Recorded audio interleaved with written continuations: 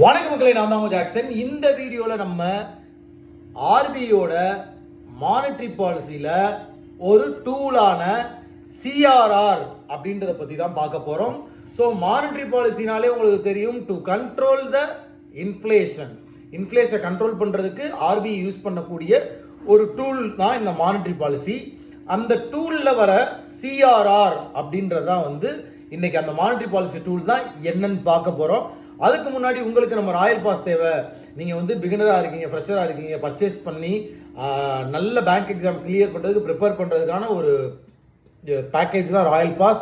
Link டிஸ்கிரிப்ஷனில் இருக்குது. டேரெக்டாக வெப்சைட்லேயும் மொபைல் ஆப்லேயும் போய் நீங்கள் பர்ச்சேஸ் பண்ணிக்கலாம். இந்த சிஆர்ஆர்னா என்ன சார் அப்படின்னு பார்த்தீங்கன்னா, கேஷ் ரிசர்வ் ரேஷியோ. இது என்ன அப்படின்னு பார்த்தீங்கன்னா, ஒரு பேங்க் தன்னோட என்டிடிஎல்ல, பேங்கோட என்டிடிஎல்ல இருந்து, சரிங்களா, சம் பர்சன்டேஜ், அதாவது பிரசன்ட் ஆஃப் சிஆர்ஆரோட பர்சன்டேஜ் பார்த்தீங்கன்னா 3.25%, சரிங்களா.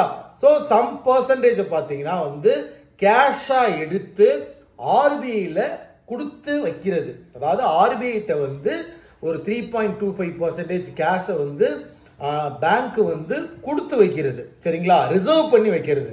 ஏதாவது எமர்ஜென்சி யூஸ்க்கு எடுத்துக்கலாம், ரிசர்வ் பண்ணி வைப்பாங்க. இதற்கு பேர் தான் சிஆர்ஆர்.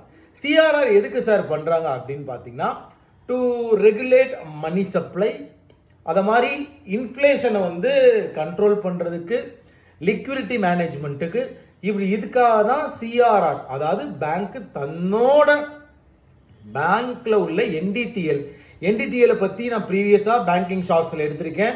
ஸோ நீங்க பிளேலிஸ்ட்ல போய் பாருங்க.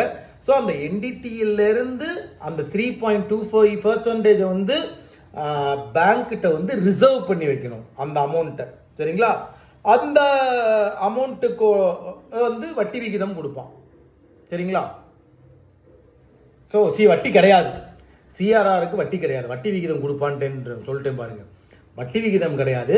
அந்த 3.25%ன்றது என்டிடிஎல்ல இருந்து அந்த 3.25% அமௌண்ட் கேஷா எடுத்து ஆர்பிஐட்ட பேங்க் கொடுத்து வைக்கிறது.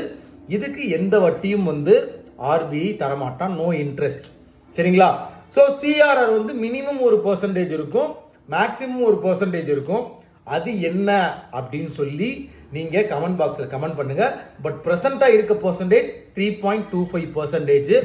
ஸோ சிஆர்ஆர் அப்ரிவேஷன் எக்ஸாம்ல கேட்டிருக்காங்க, சிஆர்ஆரை இன்க்ரீஸ் பண்ணா என்ன நடக்கும் அப்படின்னு சொல்லி அதையும் கமெண்ட் பண்ணுங்க. இதுவும் இன்டர்வியூல கேட்கப்பட்டிருக்கு.